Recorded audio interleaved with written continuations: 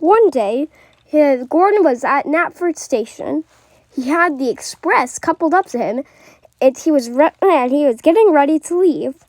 But just before that happened, something rocketed by. Oh, what was that? On the Scarlowee Railway, Peter, Sam, and Rusty were filling up on water and fuel, but then it went by them too. What on earth was that? I don't know, but it left as soon as it came. Percy was in his shed sleeping, but was almost immediately woken up by a noise.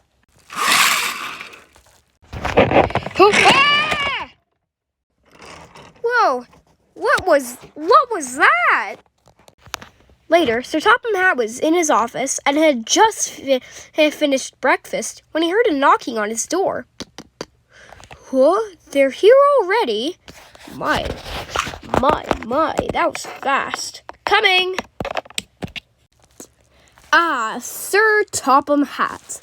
I was wondering if you would even be up. Sorry if this was a little too early, but I guess traveling fast is our only way of traveling. Yes, I understand that, but now I wonder, how did you get here so early?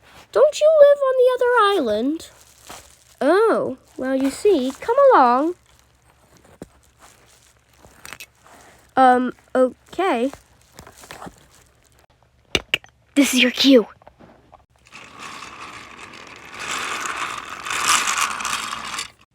Now, I introduce you to Spencer!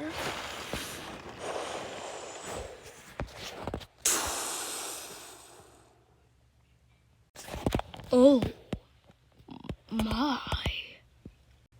I know, he's impressive, isn't he? A streamlined A4. Well, why did I say streamlined? Because they were always streamlined. A4 class, freshly preserved and only recently withdrawn. Oh, yes, yeah, I understand. Yes. Now, sir, I wonder, do you have any sheds open that we can store Spencer in for the time being during our visit? Well, no, but I'll arrange for a few things. I'm pretty sure I did discover an old abandoned shed, but I know a streamlined A4 that carries royalty, or maybe not royalty, but the Duke and Duchess, which is very important. I'm pretty sure you don't want him being in an old abandoned one, so I'll write some things to try and get something set up. Later that day, then it was just like this silver streak that just went boom right past me. Wow. That doesn't even sound too believable, but it also does, but it doesn't.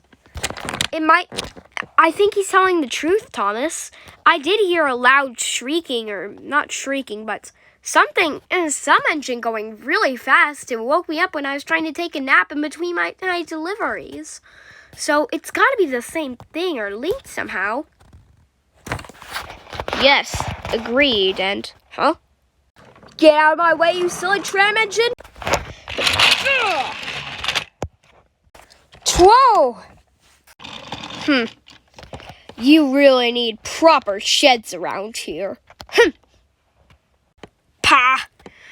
You're the one coming in that isn't even invited here. What are you even doing here anyway? And if you're just coming here to sleep, then you've already proven that we don't want you here. So if you're just here to sleep, then please, just get out. Oh, I'm sorry, Big Blue, but no, I'm not going to leave no matter how much you try to get me to. Because I am the Duke and Duchess's private engine. I am owned by the elite, so I do not need to take orders from anyone. That doesn't mean you're above any of us. Rubbish. If you say that to Toby one more time, then I will personally shunt you out of our sheds. No, I don't think that's going to happen, you big blue whale thingy. Why, you all right, settle down.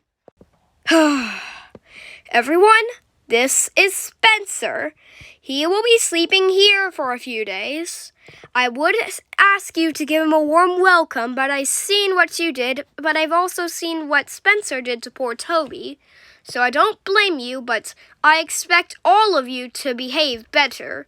And I'll be keeping my eye on you, Spencer. So if you do any other dumb things like that, I will write to the Duke and Duchess about this. Sir, sorry, but I don't think I'll be able to sleep here until he leaves. It's just, I cannot stand it right now, and sleeping through this, sorry, but I just cannot. Same here. Along with me. Well, I do know of a shed that could probably house you, and I hope you'll be happy with it. And if you're not, then you can always come back here. But come along, I hope you're happy with this. Sorry guys, but I just cannot stand this.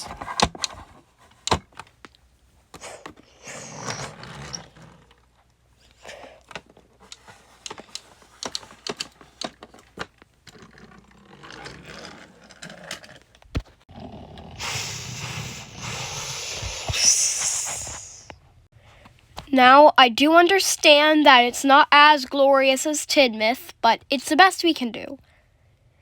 Don't worry, sir. I don't know about Thomas and Toby, but I already think it's better. Same here. Yeah, agreed. It's a lot more peaceful. Well, okay then. I hope this helps. Well, your trains will begin soon. So I'll come back to check on you about night, so I can see how you're doing with the new sheds. Okay, thank you, sir. The next day.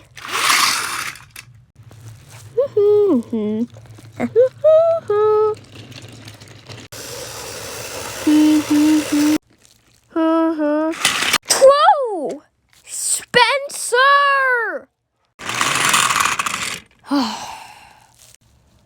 Should we be concerned about that? Nah. Ha ha! Look at me now! Man, this is probably the smoothest I've ran in ages. Oh!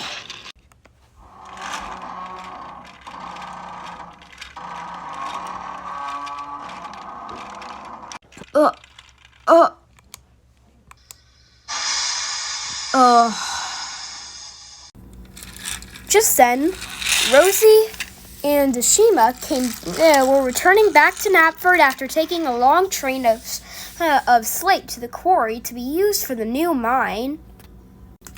They had heard everything about what Spencer did to the engines at Tidmouth Sheds, and when they saw that he was stranded on the line, they couldn't help but start laughing.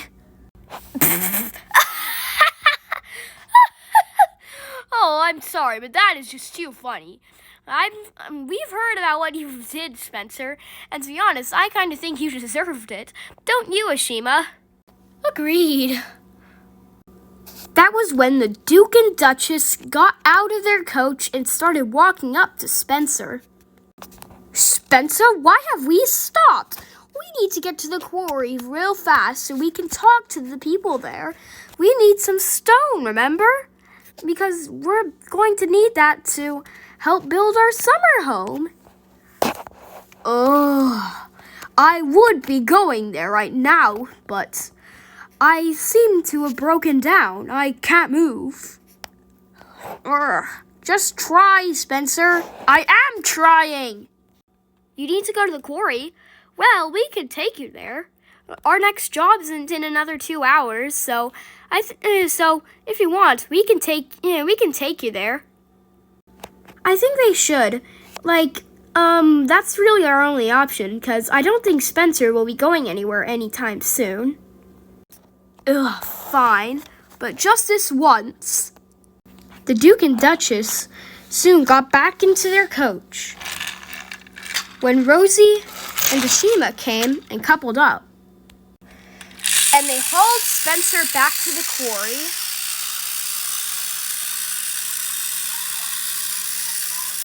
They soon got the stone and transported it back along with Spencer.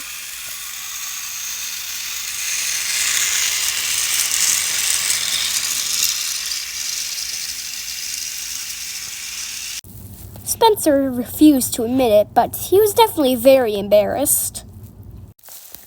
During Spencer's stay at the works while he was being mended, he thought about what he did to the other engines. He still didn't regret it, but he felt like he could probably keep that to himself. And when he was towed out to get his tender reattached, he was now a somewhat changed engine. Even though he does still like to laugh at Gordon.